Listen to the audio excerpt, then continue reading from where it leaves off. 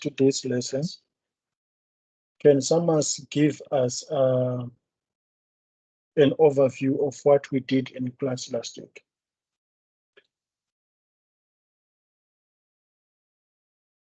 I know some of you guys came to class almost, you attended all the sessions in class. Watura?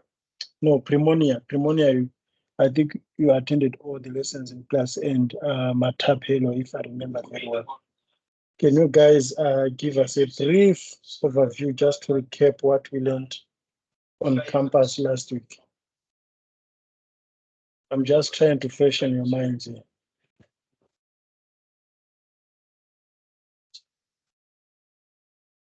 Okay, I'll talk about so I came on Thursday and Friday. So I missed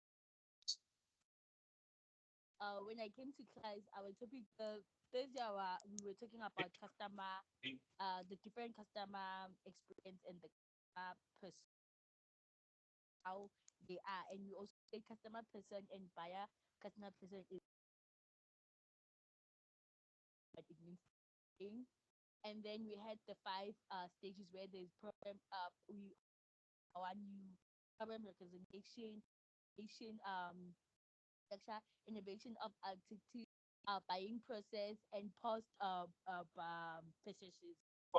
And then we had social emotion, where we talk about how the social things like our social life contribute. We made an example of um the push emoji on WhatsApp, whereby then a business member it's gonna look or appear otherwise, unlike the way you trying for it to appear.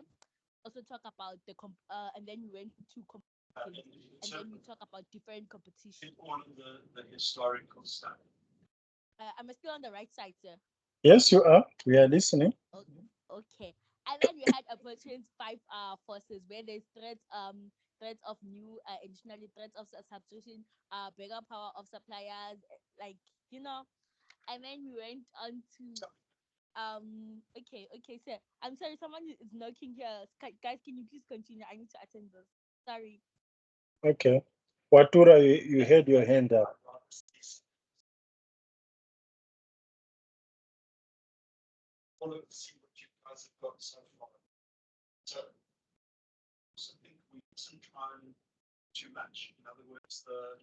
Watura, your hand was up. No, sir, sorry, never mind. Okay. Primonia, what else did we do?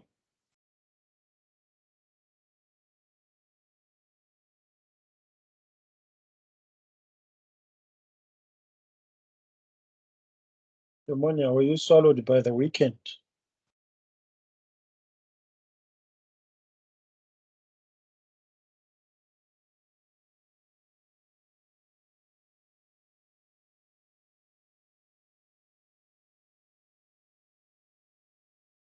Hey, man, these people.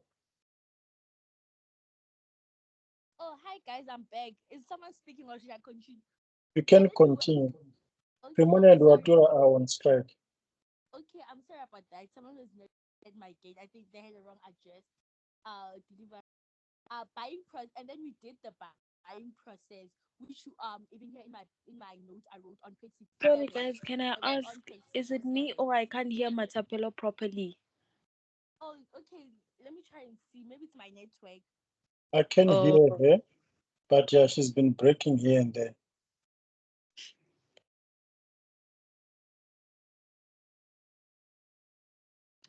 Guys, can you hear me now? yes, it sounds perfect now. Okay. I think it's my headset. I had headsets on. And then we went to the buying process, ne, which is on my notes. I wrote on page 66, 67. On page 67, I think that's where we're gonna be getting. Not that I think, yes, that's where we're getting the buying process. Where we talk about allowance, interest, elevation trial, adoptions, which is the same thing Esther was telling us on the five stages of the. Well, let me go back to my book.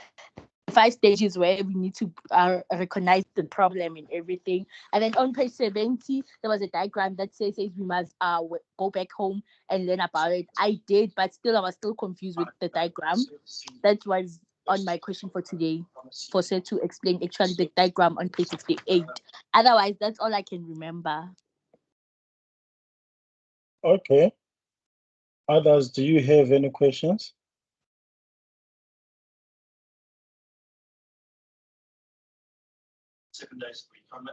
So what No, question sir. is it? Before I move on, what question is it, Matape? Say, remember in class you said we should go back to our lessons every time. So on Saturday when I went back to the diagram that's on page 68, but it was also on our slide. I really don't understand how the stages in buying process and the communication objective and the digital marketing techniques, how they literally go back to the other one, the unaware things. Like I was just confused, or maybe I was just confusing myself. I don't know. Okay, what lesson is that? So much lesson.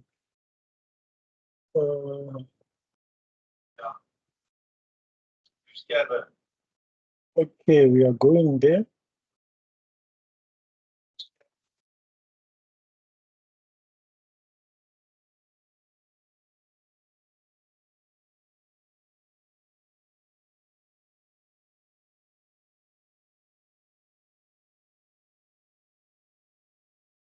Can you guys see the screen? Yes, sir. Yes, this diagram, sir. Okay. So if you look at this previous diagram, I don't know if at this previous content, I don't know if you can see my arrow, where it says at each stage, the purpose from both the buyer and the supplier's perspective. So the supplier being the organization that is providing the product. These are the particular outcomes, okay? So you've got awareness. Once you've been made aware of a product, you can decide whether you are interested or not. Then you evaluate that choice. Then if you are happy with your evaluation, you then say, can I try it out or not? Then if you are convinced that you can try it out, after the trial, you can then decide whether you can adopt it for good or not. As I mentioned in class, we have been through that as consumers. Most of the stuff that we are using right now, we once tried them, we were made aware of those products. So if you come to this diagram now, as you can see, this diagram has got 3 columns.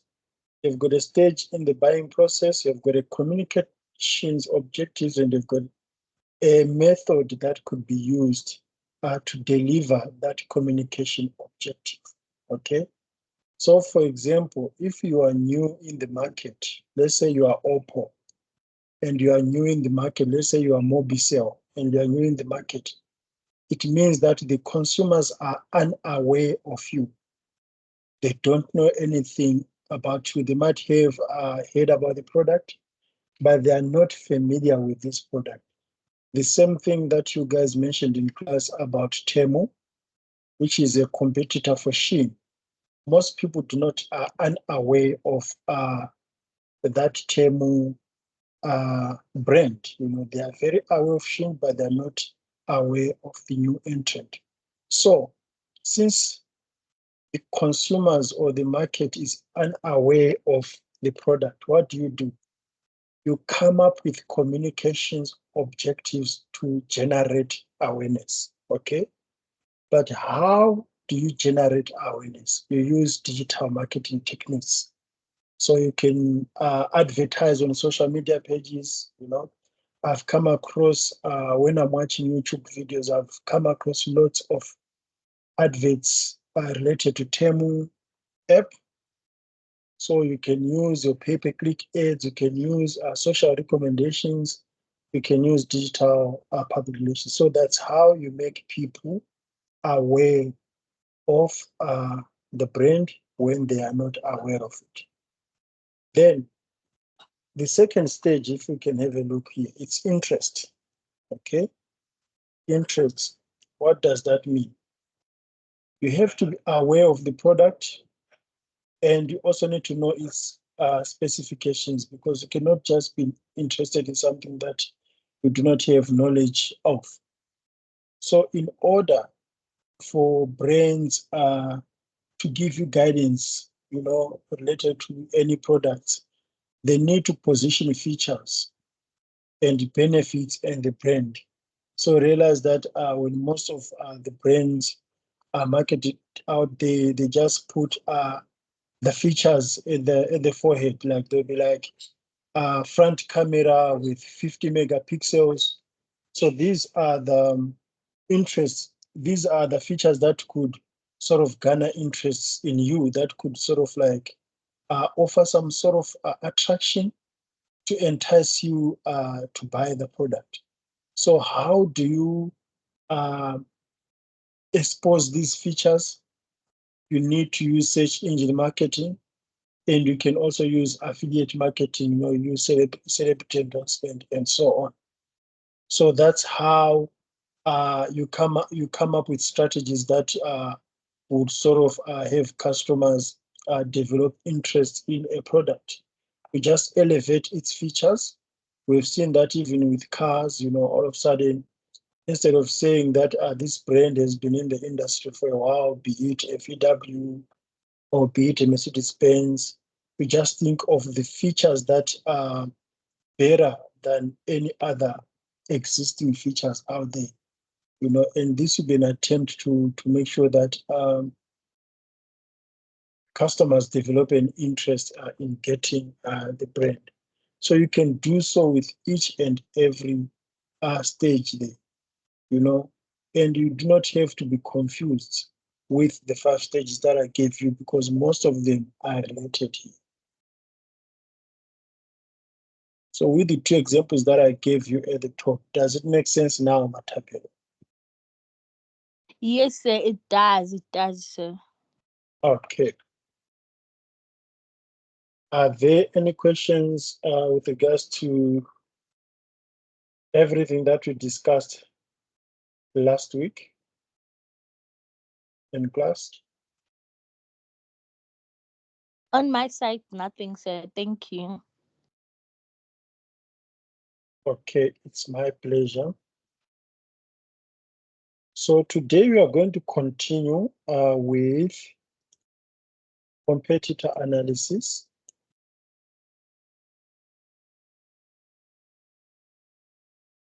As Matapelo said in her review of what we did last week, we looked at the Porter's 5 forces model to analyze competition for online retail industry. We looked at the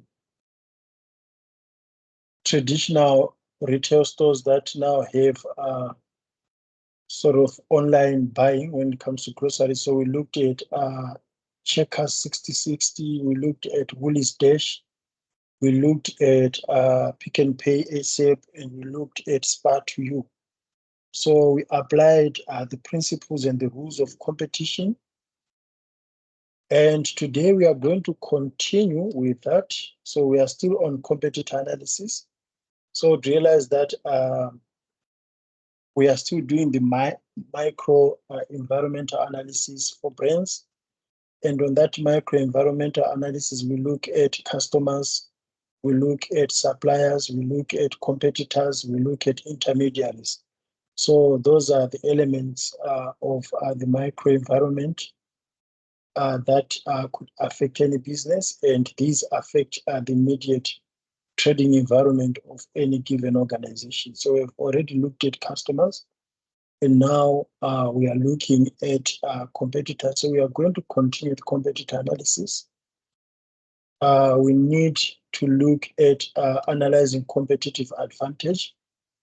This is the term that we come across not only in digital marketing, but in other fields, such as business management, So these are the terms that you guys and I are going to be discussing as this session progresses. You are going to come across the term competitive advantage. We also have another term called competitive edge. I didn't put it there. You've got a term called competitor analysis. You've got a term called competitor benchmarking, situation analysis, and online marketplace. As you look at those terms, which terms do you feel like are strange to you? It's first time to come across those terms, or you have come across them, but it would be difficult to explain them or to describe them to someone else.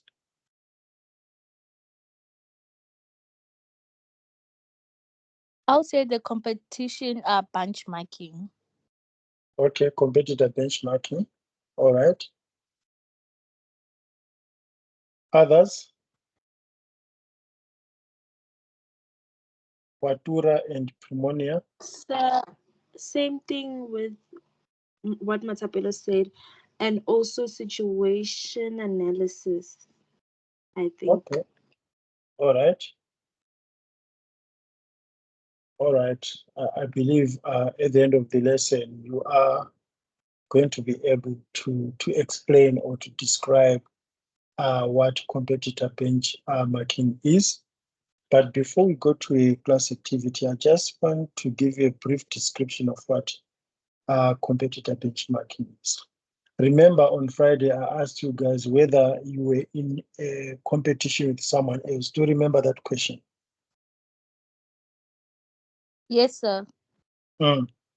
So when it comes to competitor benchmarking, you sort of like have all the exceptions that that you put on the table that, if I am looking at competition, like whoever is going to qualify to compete with me, he needs to have these sort of attributes.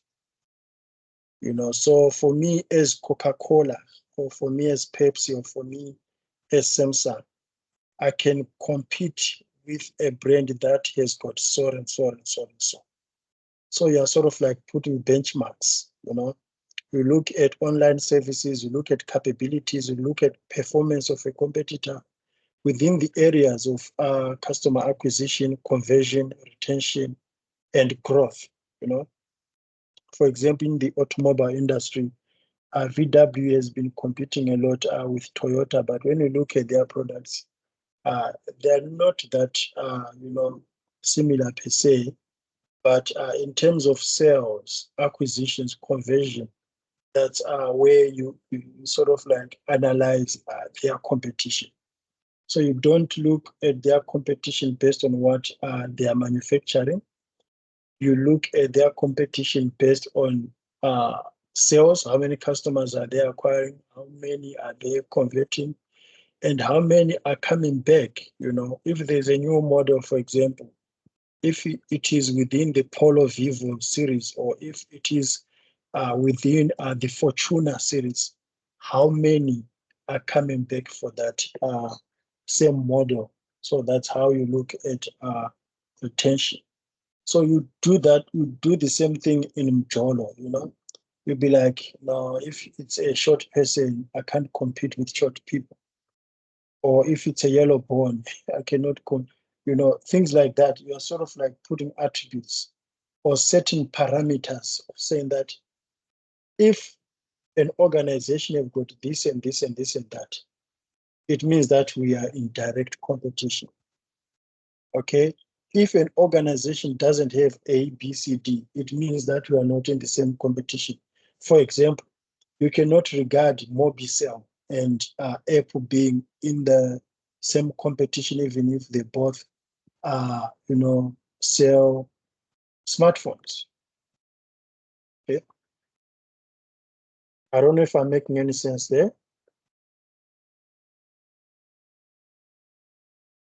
Still kind of lost, but I'm trying to get it. All right. I'm sure you will get it. Humphrey, welcome back. How many times, Matapelo, have you told others that you are not in my competition? A lot.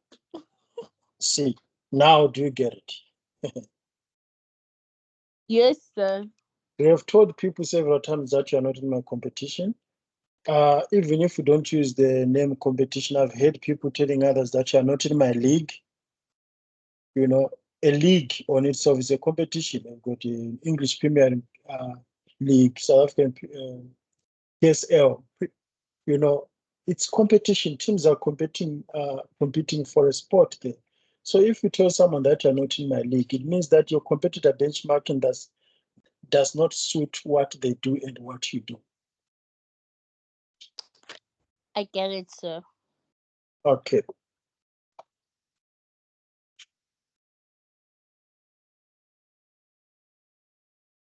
All right. So based on what we have discussed so far, why should a digital marketing manager benchmark the online performance of competitors?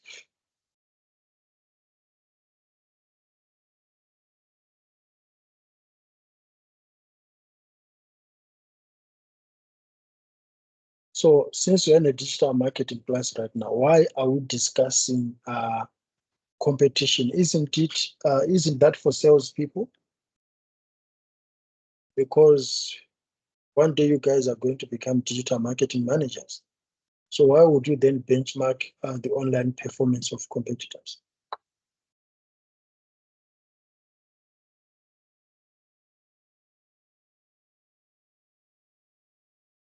So can I try? Yeah, you can give it a try. I think because it's not an on and off activity, you know. Do you Mhm. understand? Yeah, Well, because like so you're still developing like a strategy, so you need to be continual, like constantly. So I okay, think that's the reason why. I don't know. Maybe I'm wrong. okay. So if you work for Standard Bank as a digital marketing manager for Standard Bank, uh, would you be concerned with how many followers FNB has on its social media platforms, or it's none of your business? I will be You'd be concerned, sir. concerned. Mm. Why would you be concerned? That's what I'm asking that question. You don't work at FNB, you work at Standard Bank. So why would you be concerned? So I'll be concerned because I will know that I'll be concerned because I wanna know why aren't they not having this what why are they having this kind of followers? What are they doing wrong or what are they doing right that we're not Mm, doing or that we are doing? okay. So if you realize that FNB has got huge followers on their social media platform or on their newsletter database, huge like compared to what you have, would you be worried? Yes, sir. And what if FNB has got what if your organization Standard Bank has got huge followers or huge subscription on this newsletter database compared to FNB? Would you be worried? According to me, yes, I'll be worried based on what we have learned last week that we need to satisfy our customers. So, and we need to always do our competition or whoever we're competing with. So I'll be worried because I need to know what they're doing wrong so that I don't do it. It's like it goes back to it's like I'll be drawing myself a SWOT analysis. So I need to if they have lower followers, I have higher followers. I need to know why they have lower followers so I don't do what they're doing and I don't get to where they are. And if they have higher followers and I have lower followers, I'll be worried still because I wanna know what they're doing right and they're not doing right. Because I still wanna it goes back to what you we were talking about, like you say Cristiano Ronaldo and some guy Messi, if I'm right. They're not in competition, but they are without knowing. Because if this one can do this one needs to come back with something better. It's like we wanna know. My organization would wanna perfect themselves so that we satisfy our customers so that our customers don't leave us. Okay, all right. So in other words, you're trying to say that in order to survive for you as Standard Bank, you need to keep checking what FNB is doing. Yes, sir. I need to be checking my competition, what they are doing and what they are not doing. Even if you are making sales as Standard Bank, you are meeting your targets.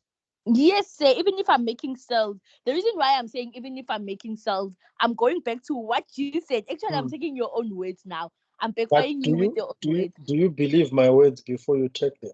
Yes, sir, I believe them. It goes back Okay. to what you said that BlackBerry should have. We talked about BlackBerry. Remember, we talked Mm-hmm. about BlackBerry in class. We talked about Yes. they were like back in the days we were almost similar like iPhone now in these days because they were people will be like, oh, we're doing a BBM in it. Other phones didn't have. They had. Everyone wanted to have a BBM, a BlackBerry, but they didn't check what their competitions were doing. They now came back later on with the BlackBerry with the touchscreen, but then it was already too late. But only if they had checked what Samsung was doing, what iPhone was doing, what other no, like others were doing. I think by now they will still be relevant, but they were not checking. They were just happy with what they were getting, which was what brought them down. Okay. You're raising a very interesting points there with regards to BlackBerry. So would you say BlackBerry and Nokia lacked a competitor benchmark system? That's why to some extent they lagged behind the competition, the smartphone competition. Yes, sir. That's what I'm trying to say, and I'm using your own words based on what you said last week. Hey, when you get cute for my words, eh? Okay, let's hear others. Primonia, Humphrey, and Watura. What do you think, guys?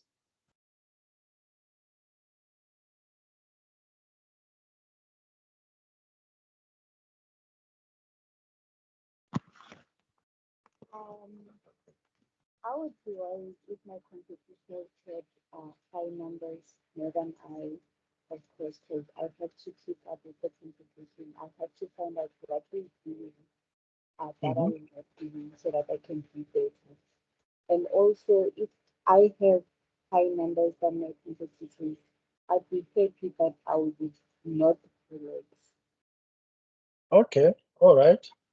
So we go back, if I remember very well, Primonia. You told me that you prefer Zulu men, right?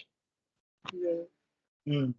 So would you be worried about Zulu women? I think so. As Ndebele women? Yeah, I'd be worried. Mm. I'd be worried. Okay, so guys, all these instances that I'm giving you, just need to apply it to digital marketing because I'm trying by all means to give you some sort of like real life scenarios, from your cultures, from your identities, and how they apply to digital marketing, especially when we look at competition, because sometimes I feel like that's how you understand. I saw, for example, with Matapelo when she was giving an overview of what we did last week. I think what sort of caught her attention was an emoji that we discussed. So that's why I use those examples. Otherwise, it would be difficult to remember the stuff that we discuss. So let's go to competitor analysis and benchmarking. So we've discussed the applications of these. We looked at some of the examples that has happened in the industry. We looked at the reason why Nokia and BlackBerry went down when they were so popular. When we had even a networking, an instant messaging app from BlackBerry called BBM, it even developed into a social trend whereby in suburbs, you could even wear t-shirts written BBM, Amakip, those color blocking fashions that we had between 2011 and 2015, there as of 2014. All of a sudden, it's like BlackBerry, it's now history. Was it because of competition? Was it because of lack of resources? Was it because of lack of innovation? You can always look at it from different angles. But of course, since we are talking about competition, that also features in the reasons why we barely hear about BlackBerry. So now let's look at the theoretical concepts of competitor analysis and benchmarking. So competitor analysis involves identifying the brands that are competing for the business and then reviewing what they are good at, what are their strengths, what are their weaknesses, what are they planning, where do they want to take the brand, and how do they behave when other brands try to take their market share. So you can also apply the SWOT analysis approach here when you are doing competitor analysis. Guys, are you familiar with the SWOT analysis? Yes, sir. Can someone briefly remind us what SWOT analysis is all about? I know you did that in your second or first year. The source analysis, it's the strengths, weaknesses, opportunities, and threats. And threats, yes. Of course, sometimes, when you are analyzing your own strength, you can actually, look at your strengths by looking at what others are doing, because sometimes you can feel like you are stronger, but you won't know how stronger you are until you see the strength of the next person. The same thing with weakness. Sometimes you might feel like you are too weak until you realize that there's someone who's actually weaker than you. So that's why competition can be healthy, and competition is healthy unless if competitors make it ugly, like, sometimes can really get ugly. And we have seen big competitors or, corporate rivalries taking each other to court. You hear that Apple took Samsung to court, or Samsung took Apple to court. So that's how sometimes competition can be deadly or ugly. Then all of a sudden, we have got patent violations, we've got IP violations. Oh, this one stole my idea, this one did this and that. Even in digital marketing, we also have unethical practice whereby, you've got a professional who steals someone's strategy. Okay, but we're going to talk about that in the few lessons to come. So benchmarking is a structured analysis of the online services, capabilities, and performance of an organization within the areas of acquisition, conversion, retention, and growth. So what you do here is that you look at the identification of threats. So what is the identification of a threat here? It will be the changes to competitor offering. For example, if you are Pepsi, all of a sudden realize that Coke has changed its offering. It has got diet products and stuff like that. You need to be worried because one or the other, Coke can have a huge market share because you operate in the same market. So it becomes a threat. Then you can also look at the identification of opportunities for enhancing your own company services. And nowadays, in the technology space, there seem to be a lot of opportunities for innovation, and I think we can see with most of the 2024 products, you've seen that companies are innovating, whether you're looking at a smartphone, the gadgets that we have, they seem to improve year by year. You look at vehicles, you look at even the clothing that you guys wear, you realize that maybe you wear an Oster, there would be a latest version. We are so used to the Chuck Taylor.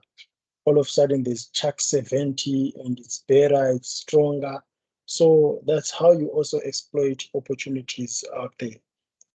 Then also related to developing a customer proposition and brand experience. So you realize that there are so many tools and plugins and applications that are there in digital marketing to enhance brand experience, brand awareness, brand equity, brand authenticity, and so on. So when we are benchmarking, there are aspects that we look at. The same way, you as an individual, if you have got any form of competition, you'd say, this is what I'm capable of. So you look at internal capabilities. So without focusing on the competitor, you look at yourself first. You do some sort of an introspection. You ask yourself that, am I capable of competing? So what capabilities do I have as an organization? Do I have enough skills in the organization? So do we have enough resources? Because sometimes you can be best at what you do, but you don't have enough resources. And if you are competing with a company or with a brand that has got enough resources, it just becomes difficult to keep up with the competition. Okay? You ask yourself, you just apply the 7S that we discussed at the beginning of this subject. You look at the skills, you look at the style, the company style, you look at the shared culture. What other S do we have? You look at the system, you look at the strategy. So those focuses on the internal capabilities, because sometimes you think you can run with me, but you do not have the athletic shoes, or at least I've got shoes. It means that you've got limited resources. What if we are running in a gravel road and all of a sudden you end up having blisters? Because sometimes competition can be like that. So once you're done looking at internal capabilities, because your analysis of internal capabilities will actually determines whether you need to outsource or not. It will determine whether you've got enough manpower or you've got enough technologies and stuff like that. Okay. Once you are done with analyzing your internal capabilities, you can then look at the different aspects of customer life cycle. Remember, when we are talking about the customer life cycle, we are talking about the race model. Okay, can anyone give us a brief summary of the race model? Second year staff, guys. First year staff. What's the race model?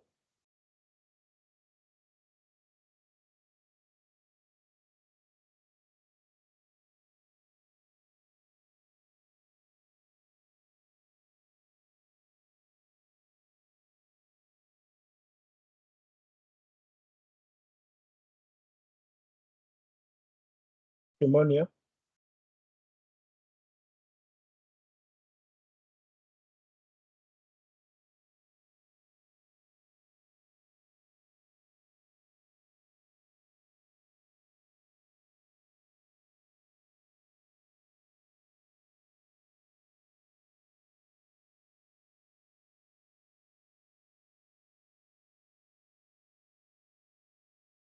Abantu bathula kanje.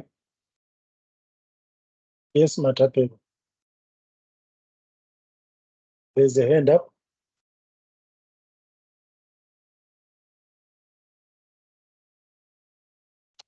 Sir, can I try if no one is trying? Yes. I'm just gonna summarize it in few sentence. The race model is a thing, a psychologic and conventional science. It is a framework used to explain how information is proceed in a task that requires making quick decision. Basically, it suggests multiples of pieces of information, say to proceed with whatever situation or decision you need to make. But the response is only made when all the necessary information is available. Do I make sense? No, I Yes, don't. you do. You do, but I'm trying to apply it to the customer life cycle. Because remember, with the race model, R stands for something, A stands for something, C stands for something, E stands for something. R is reach. Mm-hmm. A is act. C is convert, and E is engage. So it's like a marketing plan to strategize the company. I'm not sure. Yeah, you guys, whenever you're saying something, you're like, I'm not sure. My topic was like that. It's this and that, but I'm not sure. Ish. So yeah, I heard from Matapere, she mentioned something like information, and Watura, you're mentioning something, and you are all correct. Okay. So you look at the customer life cycle, like remember guys, I gave you the 5 stages of consumer decision making processes. So here you look at the stages that customers go through when they have purchased a product, how they use that product, how they dispose it, and how they then have their evaluation at the end. So within that customer life cycle, you need to understand how you are going to reach them, which is the R that Watura mentioned. You see, so you need to understand how customers reach products. You know, if there's that crop top that you want to buy, or if there's that makeup that you want to buy, how do you reach it? So once organization understand that, they need to know how you are going to act from their information that they're giving you. Okay. And once you act through engagement, you can then be converted from being a target audience, because they'll be targeting you as an audience. So now you're converting an audience into a customer. And once you become a customer, then we can engage with you further.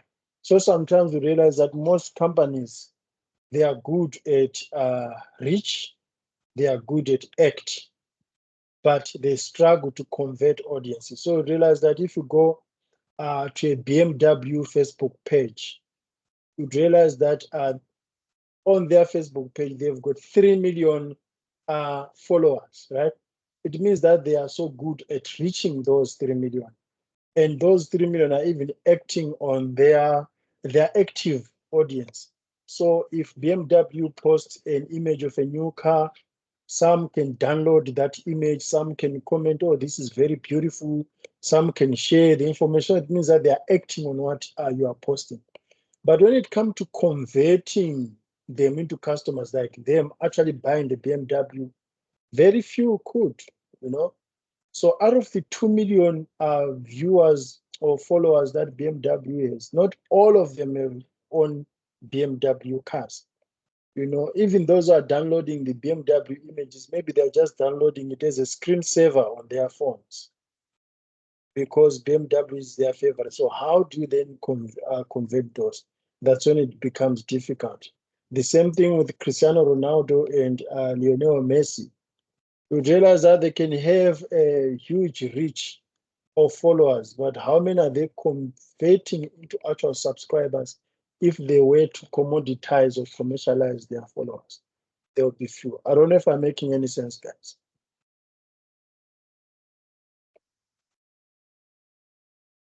You answer. It's the same thing of saying, oh, bayambona abantu, bayangibona. Vele mina, if I cross that street, many people are looking at me, but how many actually share you done? So it means that the conversion rate is 0. Okay. So that's how you look at different aspects of customer life cycle. Then, of course, you need to deal with both numbers and meanings, which is qualitative to quantitative assessment. So don't look at what a brand is doing to succeed. Try to understand the figures. Have some stats like, oh, FNB has got 54 million customers, and in these 54 million customers, so and so have got this type of a product, while so and so have got this type of product, because you realize that maybe FNB has got different products that are similar to what Standard Bank is offering. So deal with numbers there. You need to know the quantities, if you are to stay up with competition. Then qualitative, you also need to understand the meanings behind. So if they've got 54 million users, what does it say? Try to understand the reason, which is qualitative. So do both a qualitative and quantitative assessment. Then, of course, you can also have an in-sector and out-of-sector benchmarking. So what are the similar sites out of sector and in sector? For example, with Boston Media House, I asked you guys, who are their competitors? And you give me their competitors. And they can have a look at what their competitors are. Out of sector will be university, because organizations like Boston Media House are not in direct competition with universities, even though they are both in the education sector, in the higher education sector. So you don't just look at what your varsity college are doing. You don't look at what your Rosebank College are doing. Also look at universities and the higher education, other higher education institutions at what they are doing. Also look at banks, because whatever that they are doing, it can also work for you and it can give you a competitive advantage. Then you look at financial to non-financial. So here you'll be looking at the prices, the profits, the staffs. For example, you can easily analyze the competition of the staff at Woolies compared to, you can compare Woolies and Shoprite based on their staff. So that's non-financial. If you go to Woolies and you're at the 2 point, you can actually realize how nice a lady works there is. Well, at least if you go to Shoprite, it'll be like, next. You get what I'm talking about, guys. Is it things that you come across?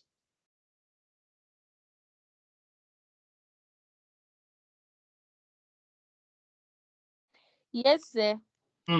So without looking at the product quality, you can also look at the staff, the employees. You can look at the cars. You realize maybe the cars for Pick and Pay, all of them, whenever you come across the trucks that carry food, they are always very clean. While if you look at the trucks for ShopRite or for Checkers, they are always dirty. So that has a say when it comes to competition. So when it comes to competition, guys, you don't look at a single aspect. That's what I'm trying to say. You look at each and everything: location, quality of vehicles, quality of employees, quality of products. Some you find cockroaches on the shelves, yet they are on top of competition. What is it that is making them being a top of competition? Then you need to benchmark that. Okay.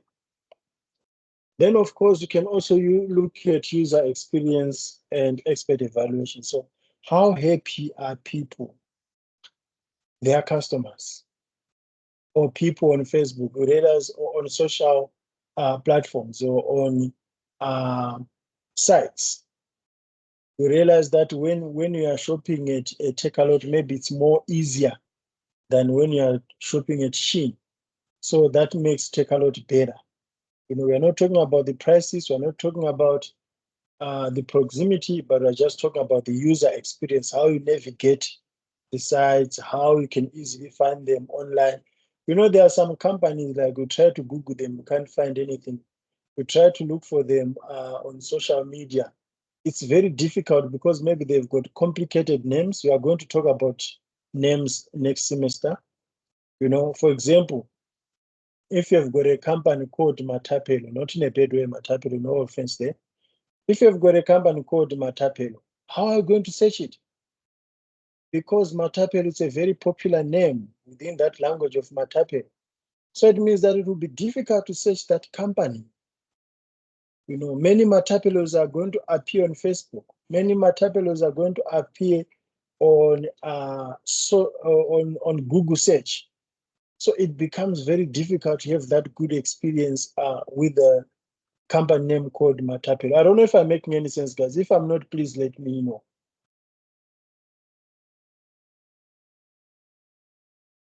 No, you do, sir. For me, you do. You see, but if you put some 2-3 characters, maybe say Matapelo 07, or you say Matapelo Candy, then it becomes easy to find that organization. Because if you leave it like that, maybe there are 5 million other Matapelos out there. So things like that, you look at user experience. How is it easy to navigate information on the sites? I always come across people's WhatsApp businesses. It's written WhatsApp business, but you try to go to that biography. You don't even know what they are selling because it's difficult to navigate. There's no good information there. So I'll end up interacting with a business that is more easy to navigate, even if they are not that cheap, You end up being with them because it's just easy to navigate. You've got good user experience there. You know where to process a refund. You know where to update your account. You know where to log out. You know where to log in. Because some sites, guys, once you go there, you can actually spend almost 10 minutes not knowing where to log in. You try to put it in desktop mode, you try to do this and that. So the user experience itself can frustrate a customer and end up going to a competitor where the navigation will be easier. You know where to add things in the basket. And once you have added them into the basket, you actually know where the basket is. What I'm telling you guys is not just academic. It is something that we also come across. I've come across that to an extent that I've even left stuff in the bucket because I didn't know where to find the basket, the online basket where I've been adding things to. I don't know if you guys, your experience have been like that to some extent.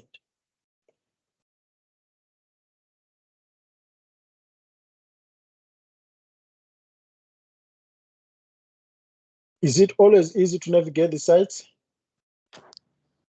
I don't know about the shopping online because that's my mom's department. I don't like it. As I said, I love going face to face. Mm, Um, Otherwise, when it comes to other things, for example, there was a course that I wanted to study.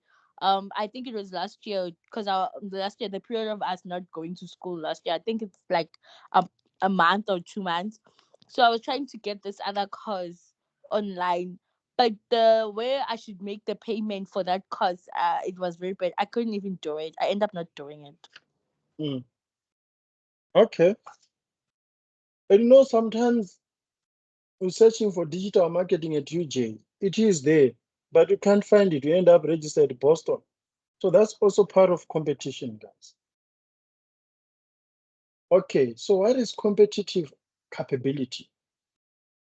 So sometimes you can have an advantage over your competitor.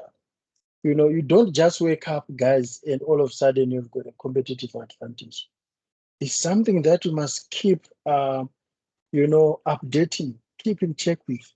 I've always heard people, especially on shows like Jola 99, you hear men say that he will come back, or you hear a woman say that, he will come back. It is because they know that they've got a leverage. They've got something that no one can deliver. And with most of them, in most cases, be like, oh, I'm good in bed, you never leave me, hey, my this, my that. But brains have got also something that they always have over their competitors. Okay? So we look at three things here.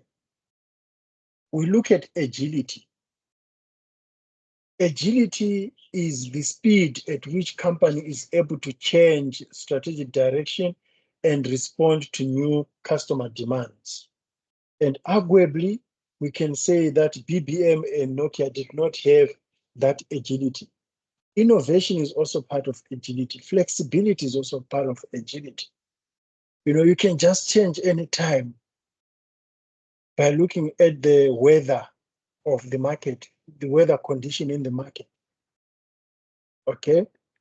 Then another component to focus on is reach, the ability to connect. How many people can you reach easily? That's also part of competitive capability when it comes to competition.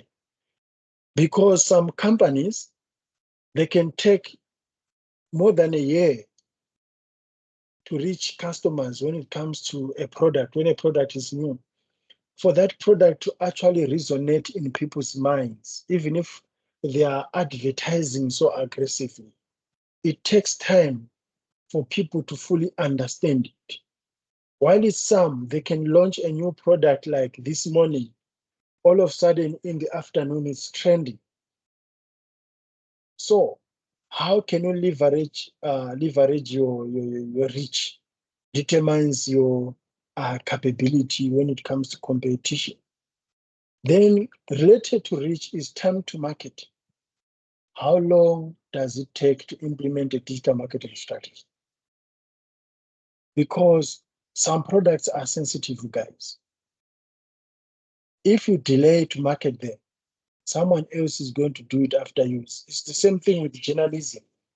If you hesitate to break a story, saying that I'm waiting for so and so to confirm, someone is going to do it earlier than you. All of a sudden, they are in a better position in terms of competition. Okay, so there is a formula then for agility, reach, and time to market that will give you what I call a competitive advantage. Okay, so the competitive advantage that I'd like you guys to keep in mind is there on the screen.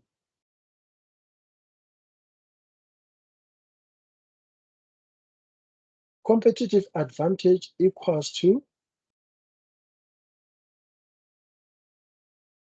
agility times reach over time to market. So that's how you get a competitive advantage. But what is a competitive advantage? Competitive advantage refers to factors that allow a company to produce goods or services better or more cheaply than its rivals. Okay.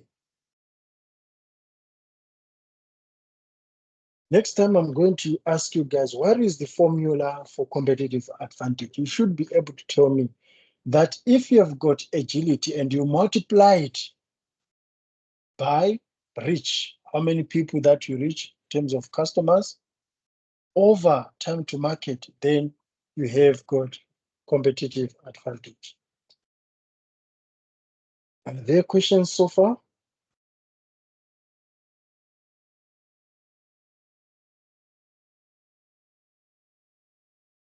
Nothing on my side, sir. Okay.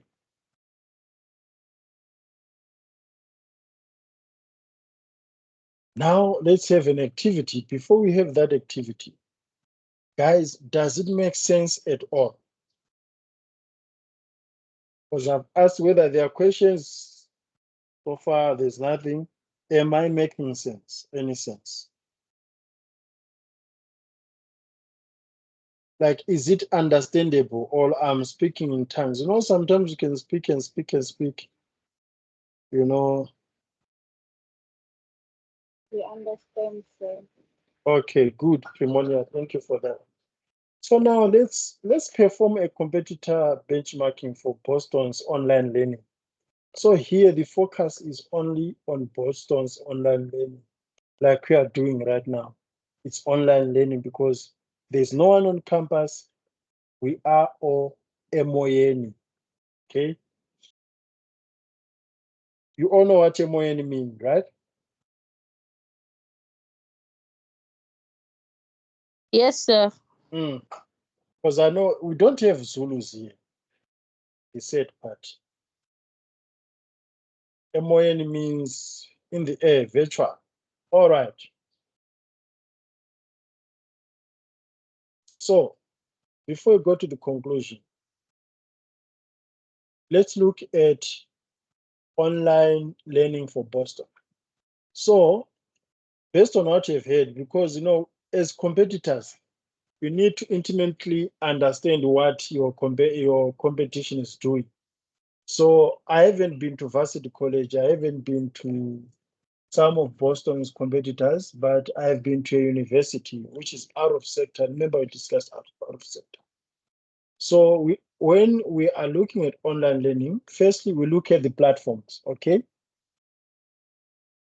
Boston has got core campus. That's where assignments are assessed, notifications are made, and so on.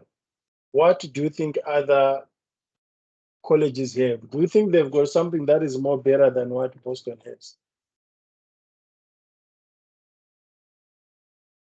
Let's speculate, guys, for the sake of the argument here.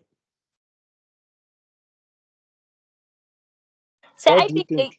I think they do have something better than Boston. Okay, others, what do you think?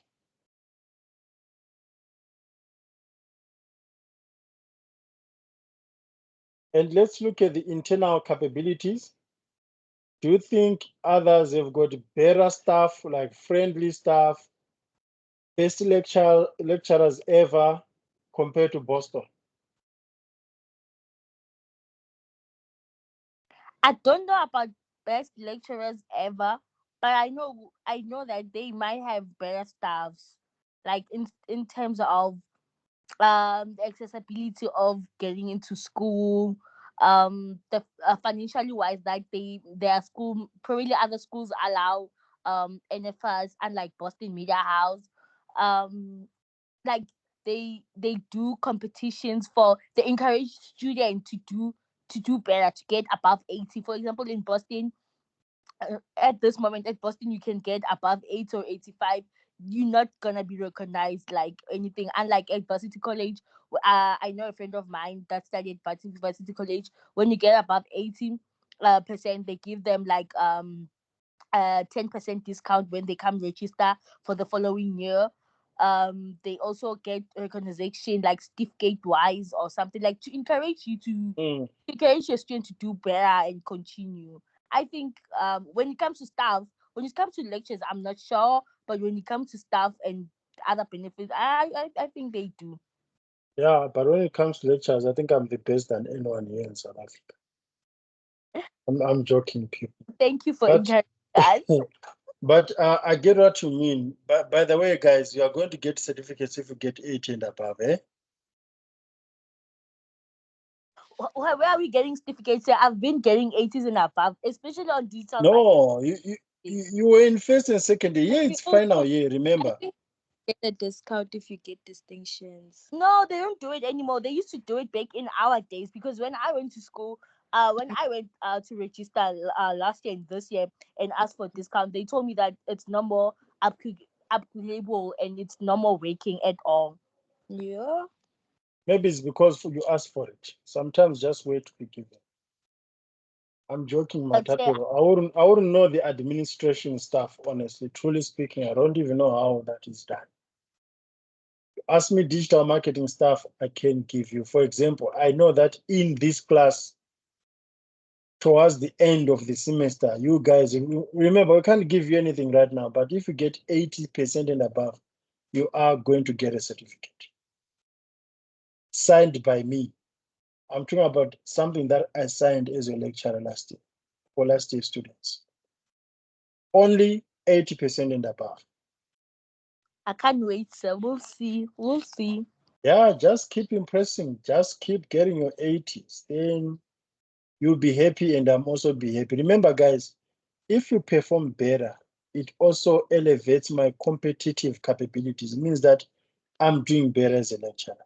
That's the assumption. Even if you're naturally bright, if you do better in class, it means that the lecturer is doing his job. But if all of you don't do better, it means that I'm playing. I'm not doing my job, even if I'm doing my best. Do you know that, guys? I didn't take it like that, Hmm. but if you put it Yeah, like, it that's makes why sense. I always keep emphasizing that you understand, you get what I mean, because it is my intention to see everyone passing, so that my pass rate also increases. When I'm applying for a job, also I'll be like, you know what, my classes used to be, used to have a class average of 80%. That puts me at a better position. So by passing, you're also doing me a favor here. I don't know if you've ever looked at it at that angle. It's funny, eh? It is funny, say I Yeah, didn't but like yeah, it. but that's how it works.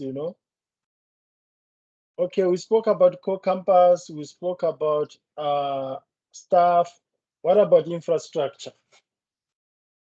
What do you think about Boston having free Wi-Fi? I don't know what to do with Wi-Fi. Can you download anything? Because some institutions, you don't. It has to be academic. You can't watch useless YouTube videos on campus using the university Wi-Fi and stuff like that. You know? I don't know with Watura and Premier what they think, but I believe when it comes to infrastructure, they're doing best because if, even their PCs, they make sure that they're on a standard level of upgraded. Like it's not slow. For me, it's They not don't slow. freeze. Yes, and the internet wise, you can do anything. You can watch a movie, can download a movie, go Facebook, go Instagram, go live. You can do anything. They don't limit you. There's no So limit you mean you can TikTok while it's on campus using the there. You can do voice? anything. Watch TikTok, watch Instagram live. You can do everything you want. Go job Oh, hunting, download a movie, anything, sir. It's oh, not okay. limited. That's very interesting. At least there are no guys. I wanted to ask guys if you can access porn sites. Or all of a sudden are being called for discipline. Okay, guys, that's how you do benchmarking. So you look at the capabilities that would then, turn into your strengths. You look at your weaknesses. Sometimes it's difficult to look at weaknesses because, we have got pride that tells us that, what, I'm not weak. I'm never weak. It's rare to hear someone confessing that, what, I'm weak in this and this and that. So even organizations, even if it's very clear that there are aspects where they are so weak, they will never admit. The same thing with politicians. It's rare to hear politicians saying that I was wrong. Okay. But if you have the good capabilities to assess and analyze your weaknesses, that can elevate the competition. So in conclusion, competitor analysis and benchmarking for a competitor use of digital marketing for acquisition and retention of customers is especially important because of the dynamic nature of the digital community. So the digital community itself is competitive, as we discussed during the first days.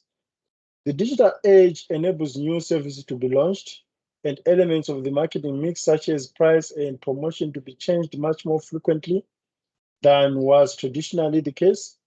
Copying of concepts and approaching within the sector is also very rife, but can sometimes be controlled through IP, patenting, copywriting, and so on. So the implications are that competitor benchmarking is not a once-off activity while developing a digital marketing strategy, but it has to be continuous. You lose, you snooze, okay? You take a break. By the time you come back from the break, you realize that you are now behind. So it's just like running a race. When you are running a race, you don't stop and look behind to check who is coming after me. You just keep running. Even in the Bible, we've been told about looking back. There was a lady who turned into salt by looking back. Have you come across that, guys? Yes, sir. Mm. So it's something you don't just do it and then relax. It has to be continuous because competition is alive every day and every night. Are there any questions with regards to lesson 19?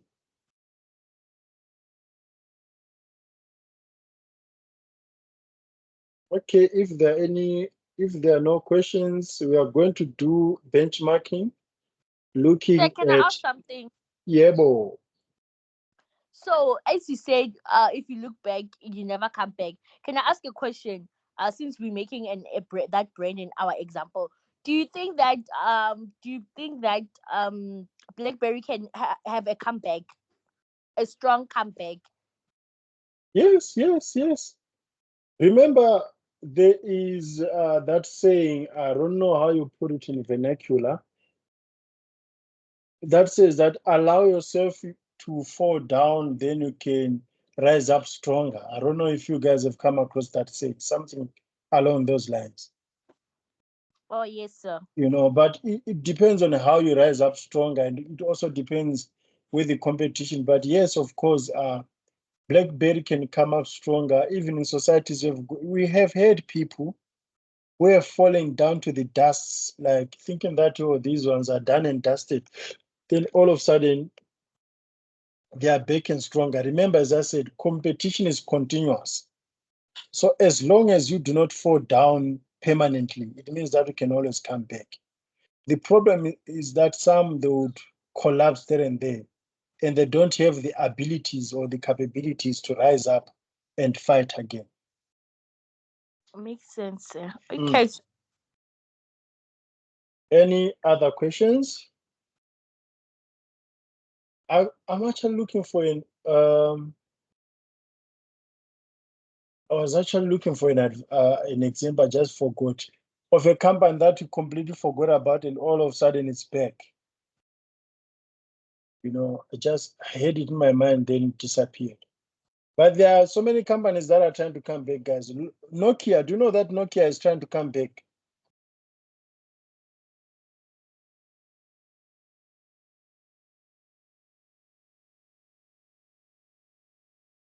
Then companies like Kodak. Guys, do you know Kodak, the one for photos, for photography?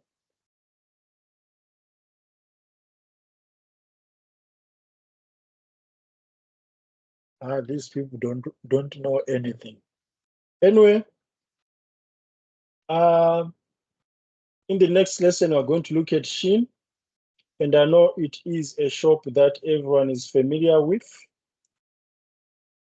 For now,